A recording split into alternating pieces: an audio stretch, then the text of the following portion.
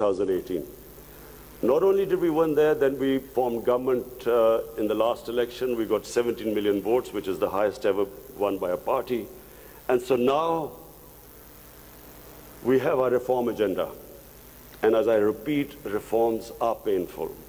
You know, when you take reforms, when you make reforms, people suffer. They go through a difficult time. It's like a surgery. When you conduct surgery, for a while, the patient suffers, but then he improves.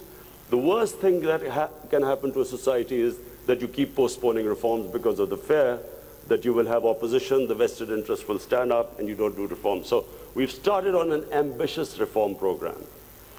That's number one. We are trying to change our, improve all our economic policies.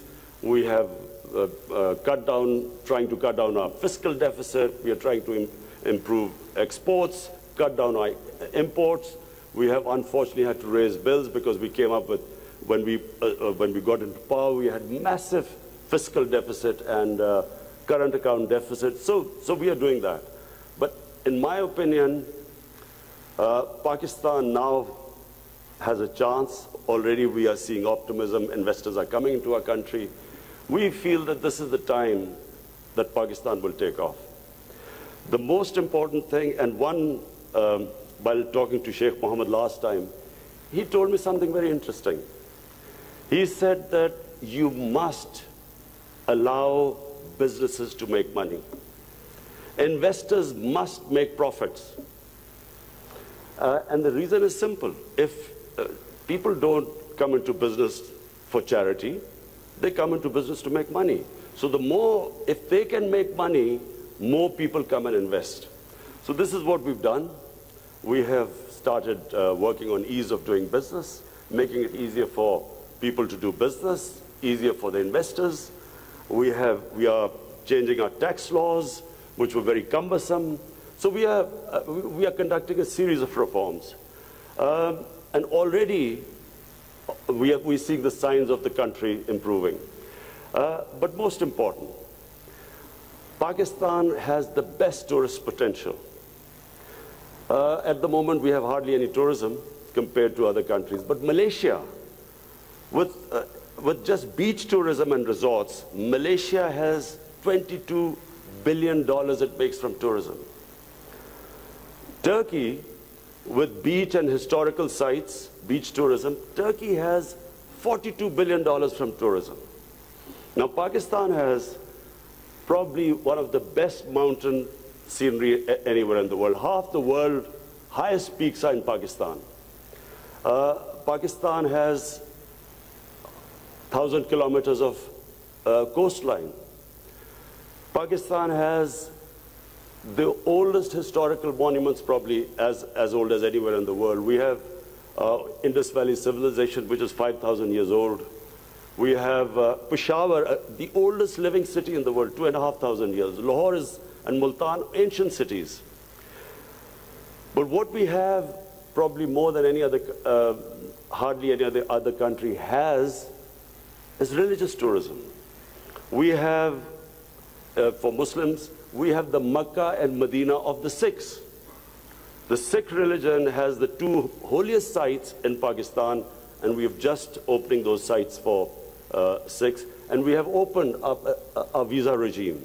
First time in Pakistan, we have 70 countries which can come in and get visa at the airport. We also have, I mentioned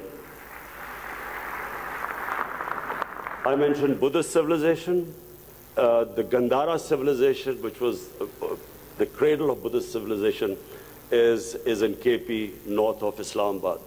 Some of the ancient sites, the biggest sleeping Buddha, 40 feet, is in Haripur.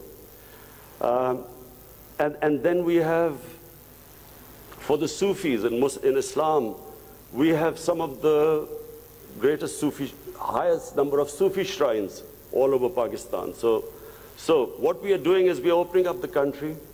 We are opening up for tourism, investors. And I would like to finish my talk by saying something else which Sheikh Mohammed said.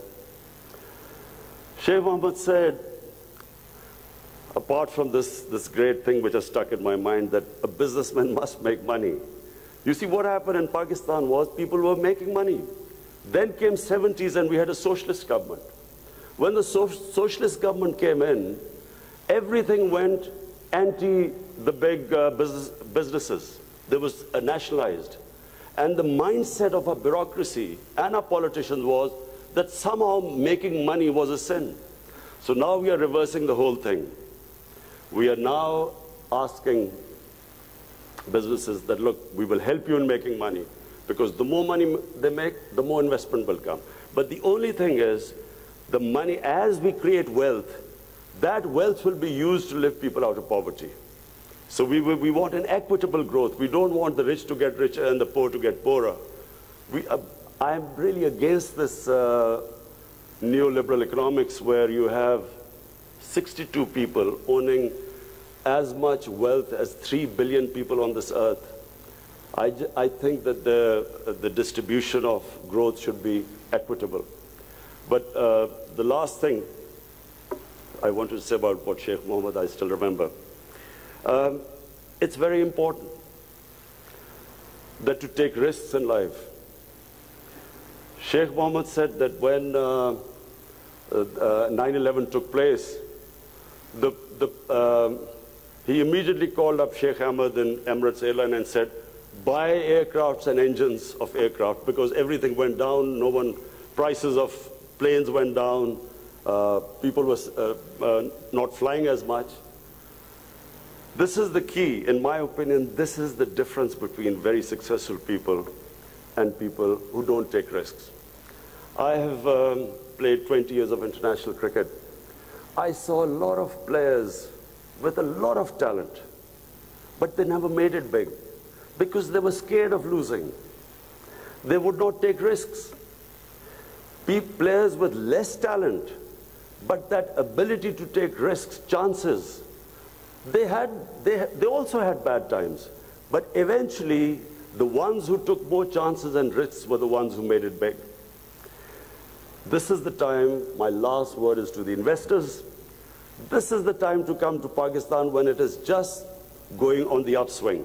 This is the time to invest in the country. And don't miss the boat. Thank you. वज़ीर-ए-आज़म Imran Khan world government summit से खिताब कर रहे थे और वज़ीर-ए-आज़म ने कहा कि खुशी है कि इस्लामी दुनिया में भी इस तरह की कॉन्फ्रेंस हो रही है। खबरें और भी हैं।